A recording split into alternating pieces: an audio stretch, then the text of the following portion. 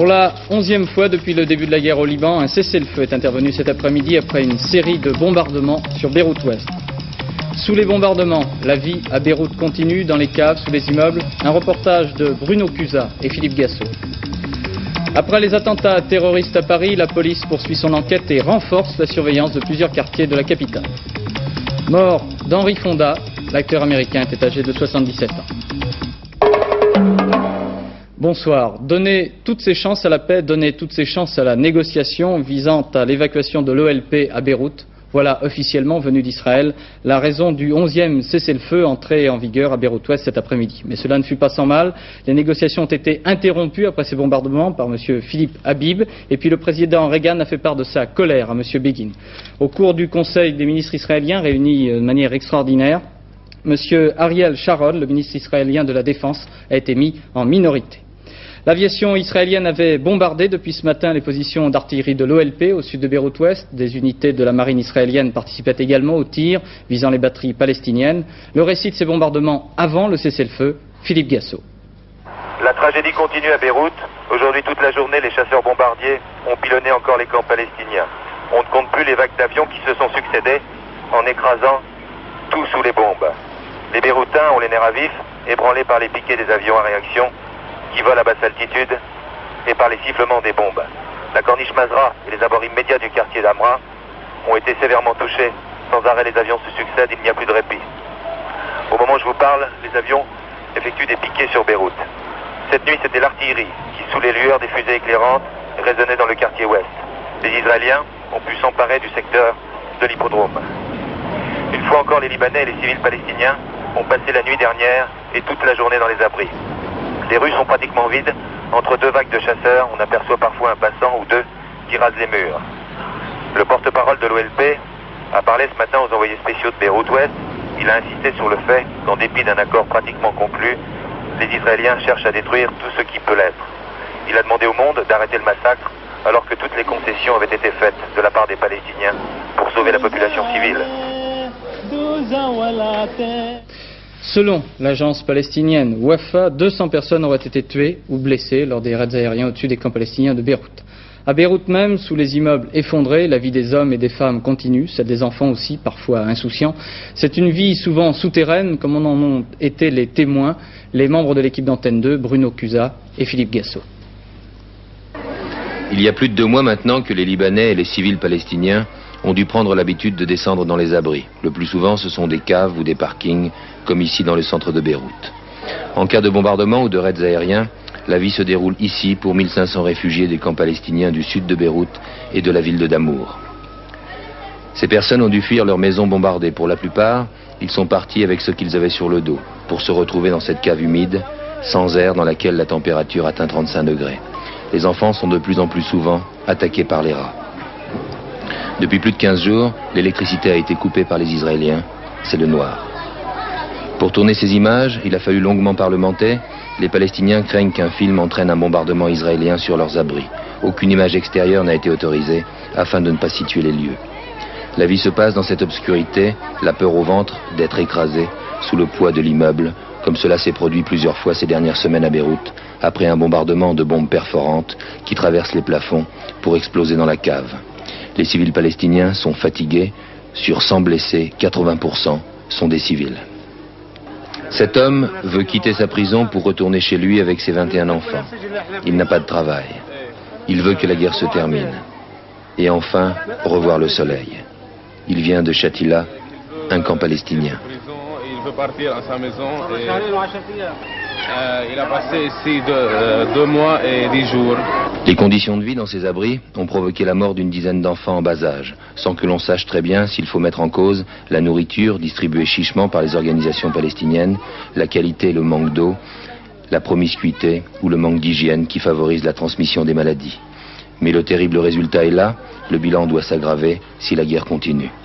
La guerre ici, on n'en veut plus, mais on n'a pas pour autant une mentalité de battu, même dans les pires conditions.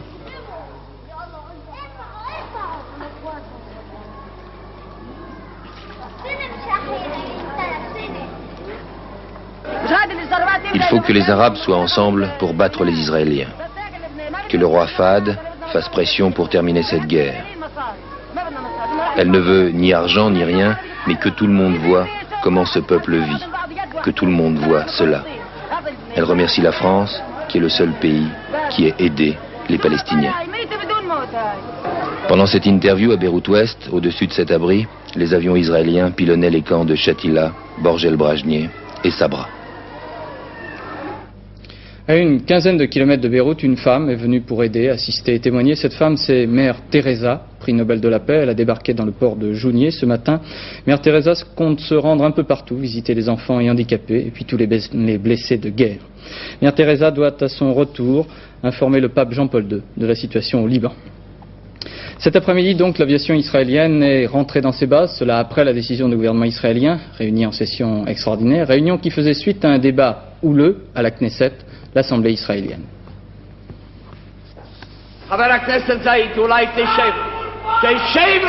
Avant même le début de la séance, 2 députés communistes se font expulser.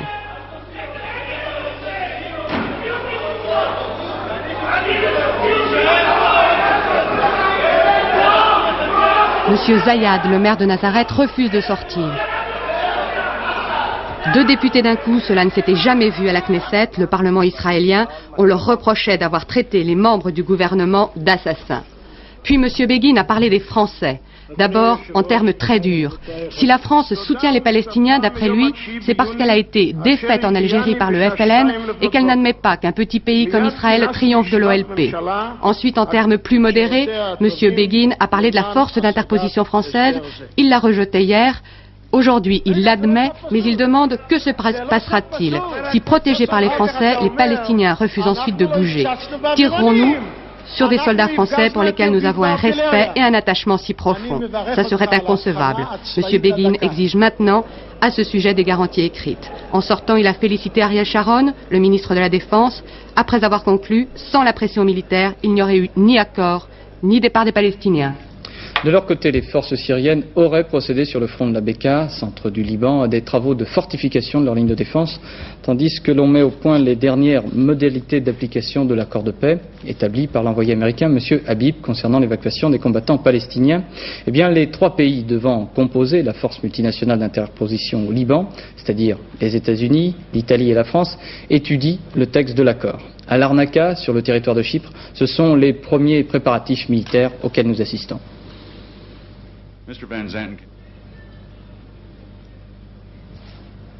Je crois que nous allons voir peut-être dans un petit instant ces préparatifs militaires à Chypre, donc à Larnaca, préparatifs qui comportent donc les forces d'intervention, la force d'interposition, Français, États-Unis et Italie. Peut-être pouvons-nous revoir ces images de ces préparatifs à Larnaca sur l'île de Chypre.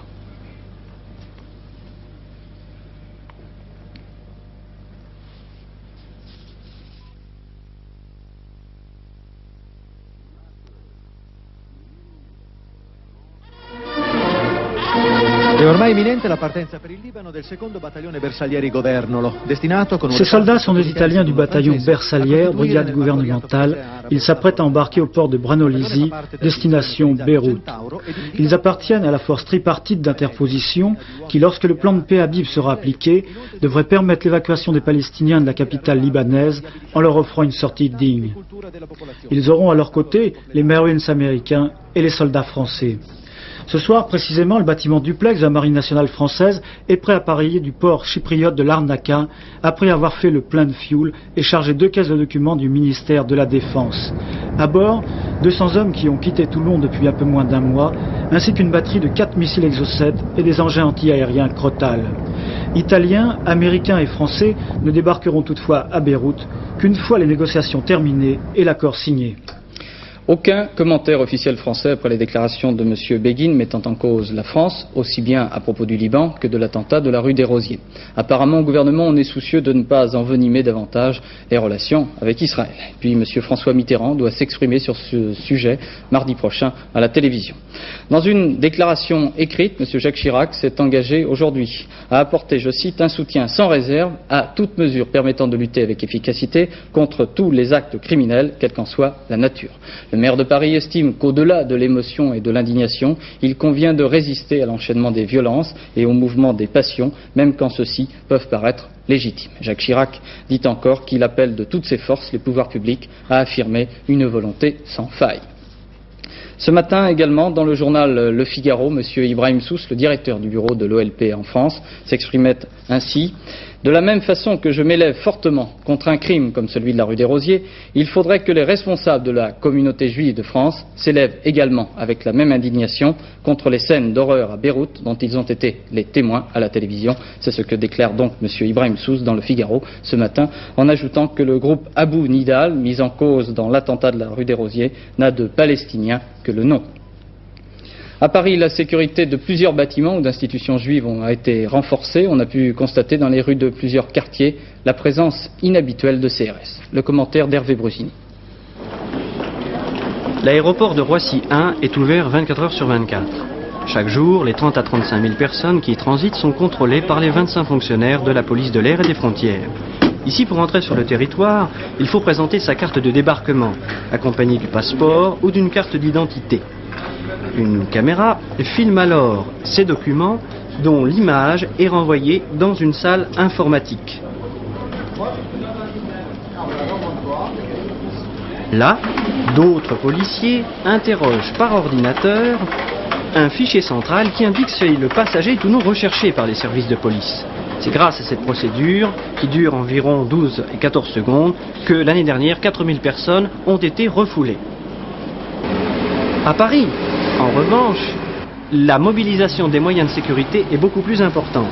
Depuis 24 heures, le préfet de police a décidé la mise en place dans les quartiers considérés comme sensibles de 4 compagnies de CRS et 3 escadrons de garde mobile. Ils patrouillent jour et nuit, rue des Rosiers, boulevard de Belleville et rue du Sentier.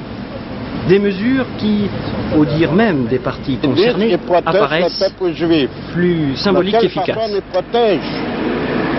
Cela nous besoin de savoir quelle façon il protège nous. Comme c'est trop tard, il vient toujours, il vient pas avant. Vous savez, le gendarme il fait toujours peur. Alors, il faut mieux prévenir ou mieux guérir. Vous savez, avoir des flics partout dans la rue, ça peut aider à démasquer quelques personnes, quoi. Enfin, mais disons que c'est assez dur. Hein. Ouais. C'est surtout pour rassurer les gens, non? Bah peut-être, oui. Enfin, disons que je sais pas si les gens ils prennent ça en bien, mais enfin, avoir des flics, ça leur fait peut-être. Quant aux moyens de lutte réellement efficaces contre le terrorisme en France, ils sont évoqués par le secrétaire général du syndicat des commissaires de police, M. Robert Naud. Le moyen le plus important me paraît être le renseignement, et non pas le renseignement a posteriori, mais le renseignement a priori. Ce qui veut dire la nécessité pour toutes les polices d'Europe de se concerter avant et d'échanger des informations. Il semble que l'Allemagne fédérale et l'Italie aient employé les grands moyens pour lutter contre le terrorisme. Il est exact qu'ils ont mis sur pied, très spécialement, des unités très ponctuelles, avec des moyens considérables.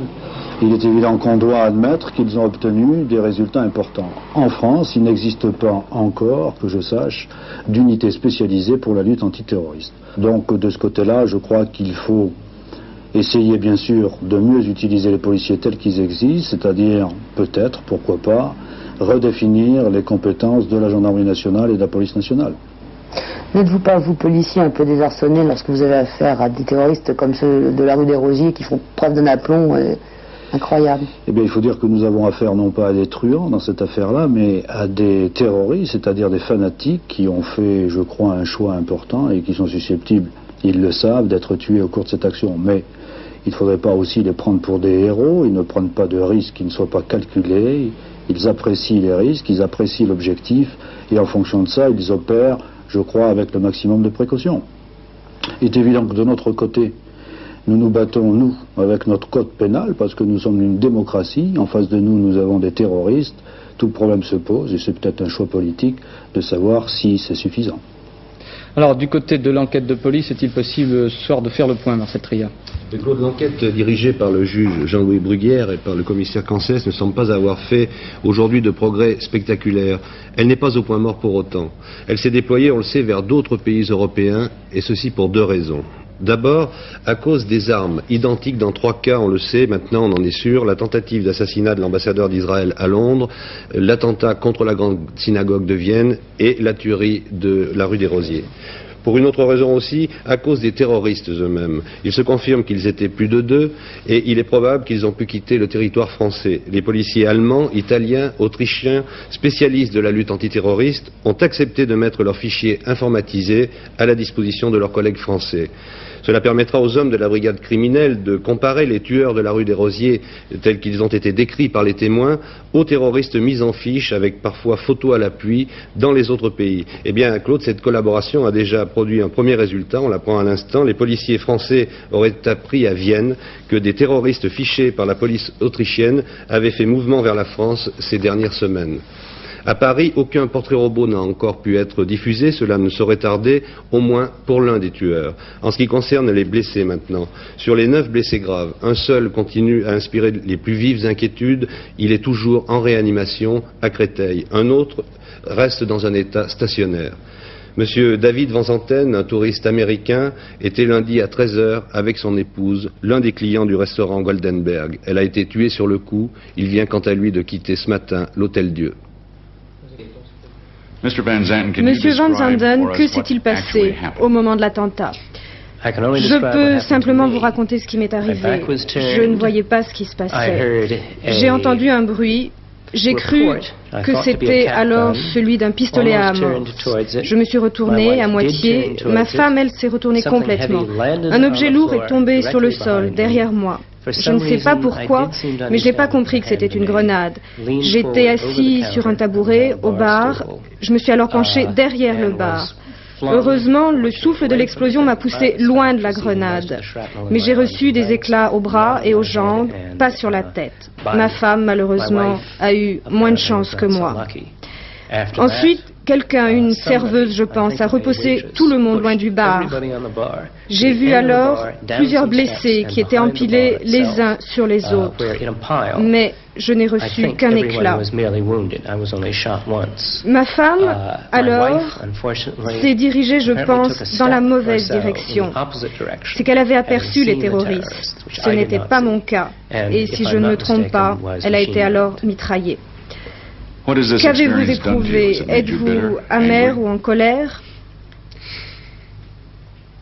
J'ai vu les événements de Beyrouth à la télévision.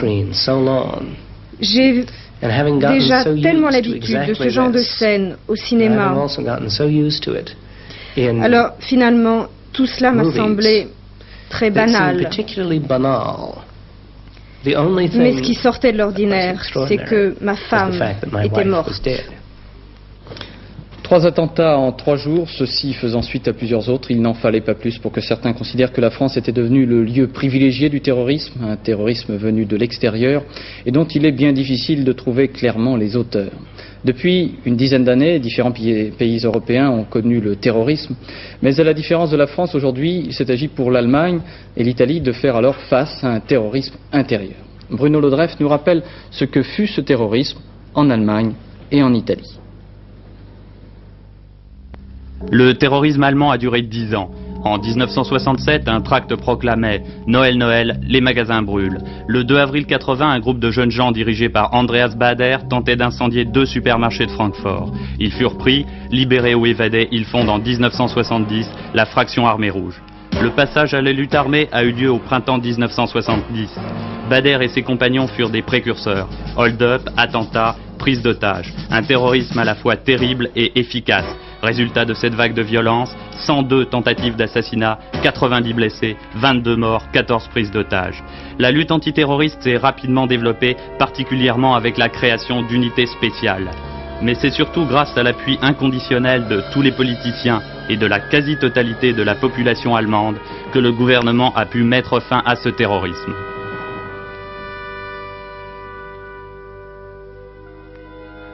C'est avec l'enlèvement d'Aldo Moro que le terrorisme italien connaît son apogée. Le président de la démocratie chrétienne a été enlevé le jour où il tendait la main au Parti communiste italien. Les Brigades rouges marquaient ainsi leur refus du compromis historique. Rapidement, tous les coups sont permis. Les brigades rouges s'attaquent aux responsables politiques, aux juges d'instruction, aux journalistes et même aux syndicalistes accusés de collaboration avec les patrons. Dans un premier temps, la police demeure totalement inefficace. Puis, en 1980, avec la restructuration des services secrets et la nomination du général Dalla Chiesa à la tête d'une brigade chargée de la lutte antiterroriste, d'importantes arrestations ont lieu. La libération du général Dosier marque un tournant. Les brigades rouges sont infiltrées par les hommes de Dalla Chiesa, ils livrent leurs complices, la partie semble gagnée.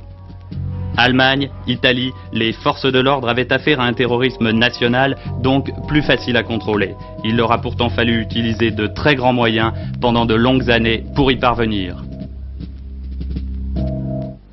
La liberté ne se défend pas par des procédés liberticides où elle en meurt et le terrorisme est vainqueur. C'est l'une des phrases écrites aujourd'hui dans le journal Le Matin par Robert Badinter. Monsieur Badinter a écrit cette tribune en qualité de membre de la communauté juive et non de ministre de la Justice. Selon Monsieur Badinter, toutes les formes de terrorisme sont condamnables. Il faut lutter contre, avec fermeté puisqu'il s'agit de protéger des vies humaines, mais lutter contre le terrorisme en respectant nos principes et avec lucidité. Une phrase qui répond en quelque sorte aux critiques concernant le droit d'asile. On sait que M. Gaston Defferre souhaite une redéfinition de ce droit. La France, terre d'asile, le principe ne saurait être apparemment remis en cause, malgré l'impression d'insécurité née de ces derniers attentats. Maître Georges Kiechman est interrogé sur ce point par Denise Boer. Je comprends que les Français ne se sentent plus en sécurité, mais encore une fois, c'est pas parce que le droit d'asile est trop largement accordé. En France, beaucoup d'étrangers peuvent venir, parfois c'est parce que ce sont des nationaux des pays de la communauté européenne, et la libre circulation de ces personnes-là est garantie, ce qui n'empêche d'ailleurs pas chaque État de faire accompagner aux frontières ceux qui lui paraissent menacer l'ordre public. Si les Français ne se sentent pas en sécurité, c'est parce qu'encore une fois, trop de clandestins arrivent à pénétrer en France. Mais ces clandestins sont des professionnels de l'action violente, et c'est pas en réduisant une liberté comme le droit d'asile, en renonçant à une tradition ancestrale, qui fait que la France a d'ailleurs bénéficié du talent de beaucoup d'étrangers qui sont venus s'intégrer à la communauté française, que l'on arrivera à améliorer la sécurité. Il faut tous, bien sûr, se soucier de la sécurité, mais il faut pour cela, encore une fois, utiliser les bons moyens, et je ne pense pas que réduire le droit d'asile soit l'un de ces bons moyens.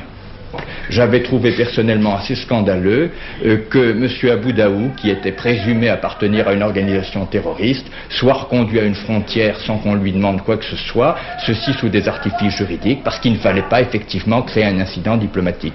Bien moi, je suis persuadé que sous le régime actuel, on n'hésitera pas à aller à l'incident diplomatique, du moins je l'espère, et que dans ces conditions, lorsque l'on aura véritablement mis la main sur quelqu'un impliqué dans une action terroriste, on n'hésitera pas à le garder ici.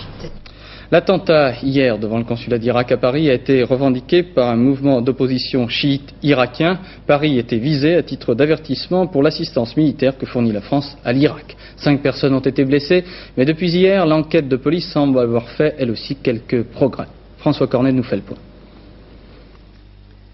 24 heures après l'explosion d'un véhicule piégé dans cette rue du Général Appert, la brigade criminelle poursuit son travail de fourmi afin de cerner la personnalité des auteurs de cet attentat. Ils étaient vraisemblablement 2. Ils ont garé leur véhicule piégé en double file, hier vers 17h30, devant la mission diplomatique irakienne, quelques minutes seulement avant l'explosion. On analyse actuellement au laboratoire de police technique les débris de ce véhicule piégé afin de déterminer la nature de l'explosif. Il y a peut-être ce soir un élément nouveau dans cette enquête. En effet, la voiture piégée n'aurait pas été louée, comme on le pensait hier, mais achetée il y a quelques jours un particulier. Et ce détail est très important pour la suite de l'enquête, car s'il y a eu transaction, le vendeur a vu son acheteur. Il pourra donc en donner un signalement précis, type, âge, accent, etc. Et à partir de ce témoignage, on pourra affiner le signalement des auteurs de cet attentat. Il faut toutefois rester prudent. Il est évident que des terroristes achetant un véhicule pour commettre un attentat ne paient pas en chèque mais en liquide et qu'ils se présentent bien sûr sous une fausse identité. L'Europe des 10 a donc dit fermement non à l'embargo américain concernant le matériel destiné au gazoduc euro-sibérien. C'est contraire au droit international, disent les Européens. Des explications pour cette décision européenne avec Jean-Claude Renaud. Et puis des images de la construction de ce gazoduc en Sibérie, images en provenance de la télévision soviétique. Interdire aux Européens de livrer les rotors et les turbines des compresseurs qui permettront au gaz sibérien de traverser l'Europe, c'est une double erreur, affirme la communauté des 10. C'est d'abord une erreur juridique. Le fait que les équipements du gazoduc soient fabriqués sous licence américaine n'autorise pas M. Reagan à étendre l'embargo au-delà des États-Unis. C'est ensuite et surtout une erreur politique, dit-on à Bruxelles. L'embargo n'empêchera pas les soviétiques d'achever le gazoduc. Au contraire, ils développeront plus rapidement leur propre technologie. Enfin, l'Europe rejette l'idée qu'elle serait trop dépendante de Moscou en matière d'énergie, en expliquant que le gaz sibérien représentera au maximum 4% de ses besoins. Il avait 77 ans, il joua souvent des personnages pleins d'émotions, des personnages de redresseurs de tort. Il venait de recevoir l'Oscar à Hollywood du meilleur acteur. Il avait tourné 90 films, Henry Fonda était très malade, il est mort aujourd'hui à Los Angeles. France Nespo évoque maintenant la carrière d'Henry Fonda. Un tempérament d'un individualisme frémissant, une rigueur presque puritaine incarnant idéalement l'homme dressé face au destin, Henry Fonda, dès les années 30, avait tout de même les yeux clairs pour qu'en lui puisse se reconnaître l'Amérique. En 72, il tournait pour la première fois en France dans Le Serpent grâce à Henri Verneuil. Moteur !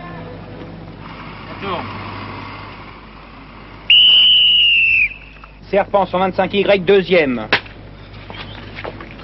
Action!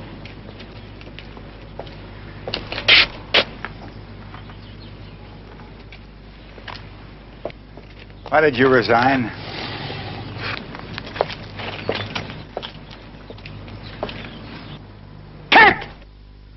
La méthode de travail de Fonda était celle d'un super professionnel. Venu au cinéma avec une certaine incrédulité, le théâtre resta toujours sa grande passion. Ses rôles le firent osciller avec subtilité du personnage d'opprimé criant vengeance à celui du redresseur de tort capable de doutes humanistes. Cette exceptionnelle richesse de tempérament, alliée à un professionnalisme exemplaire, avait très fortement impressionné le réalisateur du Serpent.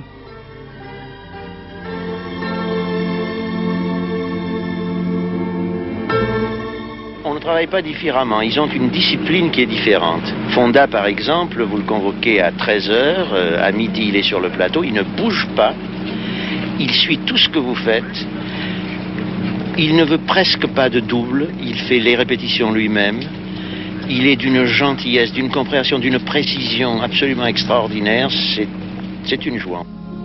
Devenu l'une des plus grandes figures d'Hollywood, Fonda dut attendre près de 50 ans pour se voir enfin décerner un Oscar début 82. Film La Maison du Lac de Mark Riddell avec un autre monstre sacré, sa quasi-contemporaine Katharine Hepburn, productrice, sa propre fille Jane, qui rêvait depuis longtemps d'offrir ce cadeau à son père pour sceller leur retrouvaille, si tant est qu'une profonde estime ait jamais cessé d'unir tendrement père et fille. Mon père et moi avons eu très peu de problèmes. Un petit peu quand je suis devenue actrice et je voulais être mon propre personnage, alors je rebellais un petit peu. Et puis ça a duré 6 mois. Et puis pendant la guerre au Vietnam, au début, il avait peur que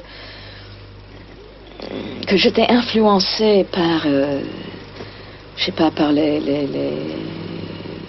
des gens trop extrêmes. Et comme beaucoup de gens qui se battaient dans la Deuxième Guerre mondiale, ils ne comprenaient pas que le Vietnam était très différent. Mais en 71 et 72, lui-même, il a compris. Et quel courage pour quelqu'un de son âge de tourner contre la guerre. Et il commençait à militer aussi contre la guerre, on sait. Dernière photo de famille pour La Maison du Lac, Oscar tardif, pour un acteur qui eût mérité d'être nominé bien plus tôt. Par exemple, pour Les raisins de la colère de John Ford ou pour 12 hommes en colère de Sidney Lumet, qui marqueront sans doute ses plus grandes interprétations. Voyons maintenant la météo pour demain, Alain. Eh bien, un peu de nuages dans le ciel de France, mais dans l'ensemble, ce ne sera pas une trop mauvaise journée. On regarde la photo satellite, ces nuages, où sont-ils actuellement? eh bien, ils sont ici. Vous voyez, ce n'est pas grand-chose, mais arrivant sur la France, ils vont sans doute se réactiver. Ils se situeront demain, pour autant que vous puissiez le voir sur une carte, et tout de suite d'ailleurs, ils se situeront à peu près ici, donc, du nord-est du pays au Berry et à l'Aquitaine. Simplement des nuages. S'il y a vraiment quelques gouttes de pluie, ce sera bien étonnant. Mais ces nuages se déplaçant vers le sud-est donneront des orages en fin d'après-midi sur le Massif central et les Alpes. À l'avant sur le sud-est, grand beau temps, très chaud. À l'arrière, ciel variable, à tendance d'éclaircies, de passage nuageux, mais en cours de nuit, arrivée d'une nouvelle perturbation par la Grande-Bretagne avec un renforcement des vents de sud-ouest. Ce sera plutôt pour samedi, je vous en reparle demain soir. Les températures prévues par la météo nationale pour demain sont en baisse minime, 21 degrés minimum, maximum 31 degrés, c'est à Nîmes, moyenne nationale 27 degrés, c'est quand même très convenable. Demain, c'est le vendredi 13 août, j'espère que vous n'êtes pas superstitieux. 3 minutes de soleil en moins, levé 6h41, couché 21h09 et c'est la Saint-Hippolyte. Il y avait donc un quartet aujourd'hui, le grand handicap de la Manche. Je vous en livre le résultat, l'ordre d'arrivée, le 3, le 7, le 21 et le 9. Et cela donne pour 1 franc dans l'ordre 9 930 francs. Ah non, je ne sais pas tout à fait, mais ça c'est pour 1 franc. Là vous avez pour 5 francs. Et dans un ordre différent, pour 5 francs, 4 137 francs 50. Voilà. Merci de nous avoir suivis. Ce soir à 23h, un petit peu après 23h, Jean-Louis Le Sen vous présentera la dernière édition de notre journal. Nous vous retrouvons demain à 20h. Bonsoir. Merci.